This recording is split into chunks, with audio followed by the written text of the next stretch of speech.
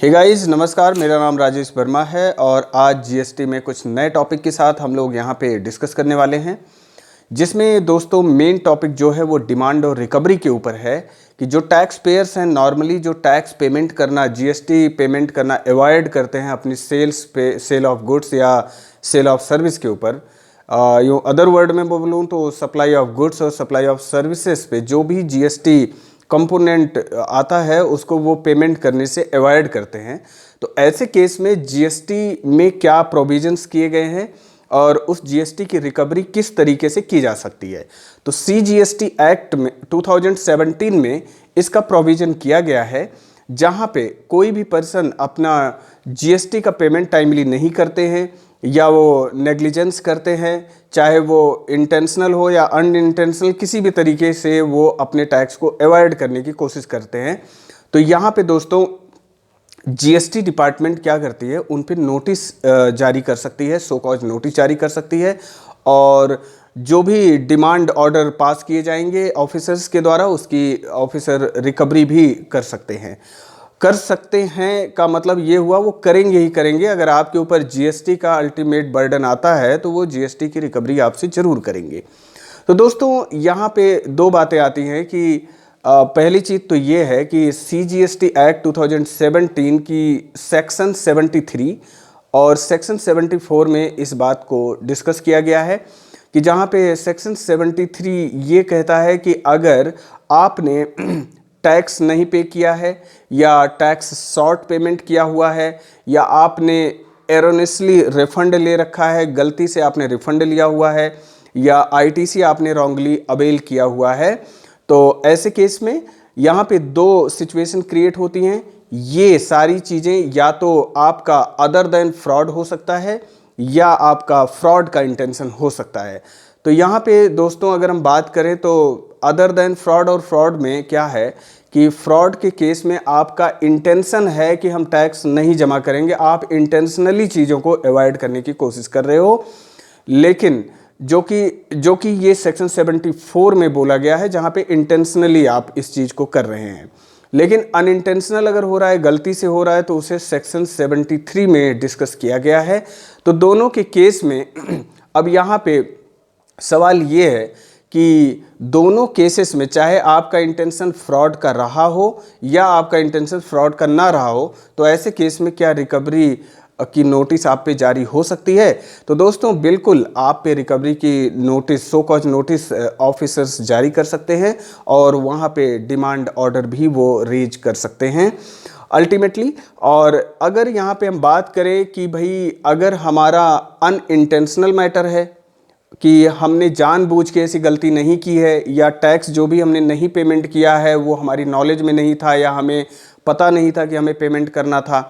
तो यहाँ पे नोटिस जारी करने का, नोटिस इशू करने का टाइम लिमिट, और जहाँ पे इंटेंशनल मतलब फ्रॉडलेंट मालिफाइड इंटेंशन आपका होता है तो वहाँ पे नोटिस इशू करने का जो टाइम लिमिट है उस पे हम लोग बात करने वाले हैं। तो दोस्तों जहाँ पे मालिफाइड इंटेंशन नहीं है, रॉन्गली मतलब अनअवेयरनेस की वजह से आपने ऐसा किया कि जहाँ पे आपने टैक्स नहीं जमा किया या टैक्स शॉर्ट जमा किया, आपने कम जमा किया, या आपने गलती से रिफ़ंड ले लिया है, या आपने इनपुट टैक्स क्रेडिट ज़्यादा अवेल कर लिए या रॉन्गली अवेल कर लिए, तो ऐसे केस में दोस्तों जो जीएसटी ऑफिसर्स हैं, एडजुडिकेटिंग ऑफिसर्स जो होते हैं, वो आपके ऊपर सो कॉज नोटिस आप पे इशू कर सकते हैं। सो कॉज नोटिस इशू करने का जो टाइम लिमिट है वो 2 ईयर 9 मंथ के अंदर वो आपका जो है सो कॉज नोटिस आप पे इशू करेंगे। 2 ईयर 9 मंथ जो कंसीडर किया जाता है दोस्तों, वो from the due date of annual return इसको कंसीडर करते हैं। यूँ कहें कि जैसे मान लीजिए फाइनेंशियल ईयर 1920 की जो एनुअल रिटर्न है वो 31 दिसंबर 20 में ड्यू है, तो 31 दिसंबर 20 के बाद 2 ईयर 9 मंथ के अंदर वो आपको सो कॉज नोटिस जारी कर सकते हैं। और सो कॉज नोटिस जारी करने के बाद वो डिमांड का ऑर्डर जो है पास करेंगे within 3 year from the due date of annual return. तो यहाँ पे देखा जाए तो दोस्तों कम से कम ऑर्डर पास करने के 3 महीने पहले तक आपको नोटिस दिया जाएगा। और यहाँ पे फाइनली अगर हम बात करें, जहाँ पे मैलाफाइड इंटेंशन नहीं है, फ्रॉड का इंटेंशन नहीं है, तो विथ इन 3 ईयर अल्टीमेटली जो है आपको डिमांड ऑर्डर इशू कर दिया जाएगा ऑफिसर्स के द्वारा। ठीक है, तो यहाँ पे 3 ईयर का जो टाइम लिमिट है, यहाँ पे एक तो पहला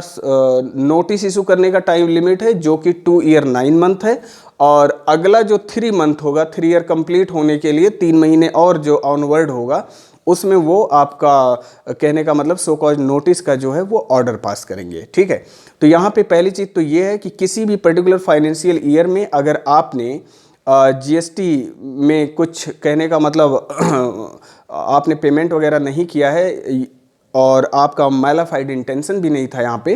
तो आपको जो नोटिस है वो 2 ईयर 9 मंथ के अंदर ऑफिसर्स इशू करेंगे, और ऑर्डर जो है वो 3 ईयर के मतलब 3 ईयर विथ इन 3 ईयर वो ऑर्डर पास करेंगे इसके रिलेशन में। ठीक है, तो यहाँ पे पहला ये सिचुएशन था कि जहाँ पे आपका इंटेंशन फ्रॉड का नहीं था। ठीक है, अब आगे आते हैं कि अगर आपका फ्रॉड का इंटेंशन है, मैलाफाइड इंटेंशन है, आप जानबूझ के जीएसटी का पेमेंट नहीं कर रहे हैं, अवेयर है उसके बाद भी नहीं कर रहे हैं, जीएसटी का पेमेंट नहीं कर रहे हैं, या यूं कह ले जीएसटी शॉर्ट पेमेंट कर रहे हैं, रॉन्गली रिफंड आप ले रहे हैं, रॉन्गली आईटीसी आप क्लेम कर रहे हैं, तो ऐसे केस में दोस्तों सो कॉज नोटिस जारी होने का, इशू होने का जो टाइम लिमिट है वो है 4 year 6 month from the date due date of filing of annual return. Due date से यहाँ पे कंसर्न है, आपने एनुअल रिटर्न कब फाइल किया है उससे मतलब नहीं है, आपकी जो एनुअल फाइलिंग की ड्यू डेट थी वहाँ से 4 ईयर 6 मंथ काउंट किए जाएंगे, और इस 4 ईयर 6 मंथ में जो एडजुडिकेटिंग ऑफिसर हैं, प्रॉपर ऑफिसर जिसे भी कह सकते हैं हम, वो आप पे सो कॉज नोटिस इशू करेंगे, और इस सो कॉज नोटिस के अगेंस्ट में जो ऑर्डर पास किया जाएगा वो within 5 year order pass किया जाएगा from the due date of annual return. तो दोस्तों यहाँ पे मेन मुद्दा जो समझने का है कि बहुत सारे टैक्स पेयर्स हैं जो कि अपना टैक्स टाइमली जमा नहीं करते। अब यहाँ पे 2 सिचुएशन, इंटेंशनल वो जमा नहीं कर रहे हैं या अनइंटेंशनल वो जमा नहीं कर रहे हैं, तो ऐसे केस में नोटिस इशू करने की ये टाइम लिमिट है कि मतलब जीएसटी में ऑफिसर्स को ये पावर दी गई है कि कंप्लीट रिकवरी ऑफ जीएसटी वो आपसे कर सकते हैं जो टाइम लिमिट नोटिस जारी करने की दी गई है उस टाइम लिमिट के अंदर। और ऐसा भी नहीं है, अगर सिचुएशन अलाउ करती है तो ऑफिसर कभी भी आपको नोटिस, रिकवरी का नोटिस आप पे जारी हो सकता है, ऐसा भी नहीं है। लेकिन जो एक टाइम बाउंड्री दी गई है, टाइम लिमिट जो दिया गया है नोटिस इशू करने का, वो अनइंटेंशनल जहाँ पे सिचुएशन होती है, फ्रॉड का इंटेंशन नहीं था आपका, तो वहाँ पे 2 ईयर 9 मंथ के अंदर from the due date of annual return आपको सो कॉज नोटिस इशू किया जाएगा, और order within 3 year from the date of annual, from the due date of annual return आपको कहने का मतलब डिमांड का ऑर्डर इशू किया जाएगा दोस्तों। लेकिन जहाँ पे आपका फ्रॉड का इंटेंशन है,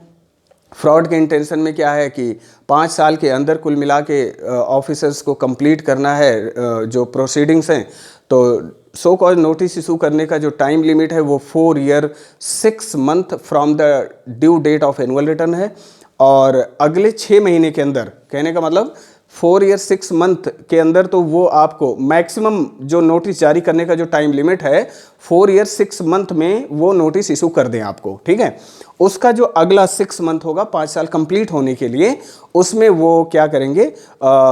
ऑर्डर इशू करेंगे आपके ऊपर, जो भी डिमांड की रिकवरी, जो भी डिमांड वगैरह निकल के आएगी उसका ऑर्डर इशू किया जाएगा, और उसको किस तरीके से पेमेंट करना है वो सारी चीज़ें ऑर्डर में लिखी जाएंगी। इंटरेस्ट आप कितना पेमेंट करेंगे, पेनल्टीज कितना पेमेंट करेंगे, मतलब जो ऑर्डर है वो क्लियरली स्पेसिफाई करेगा कि जो टैक्स का अमाउंट है, जो इंटरेस्ट का, पेनल्टी का, लेट फीस का, whatever things you will have to pay, जो भी आपको पेमेंट करना होगा वो सारी चीज़ें क्लियरली मेंशन रहेंगी ऑर्डर में। ठीक है दोस्तों, तो ये इतनी सी बात हमें इस वीडियो में डिस्कस करना था, और नेक्स्ट वीडियो में दोस्तों हम लोग मिलेंगे कि अगर किसी के ऊपर डिमांड ऑर्डर आ गया है, मतलब सो कॉज नोटिस ऑफिसर ने इशू किया और डिमांड ऑर्डर जारी हो गया उनके ऊपर, तो ऐसे केस में उनके लिए क्या समाधान है, क्या सॉल्यूशंस हैं, इसके बारे में हम लोग डिस्कस करेंगे। तब तक के लिए नमस्कार, गुड बाय, थैंक यू।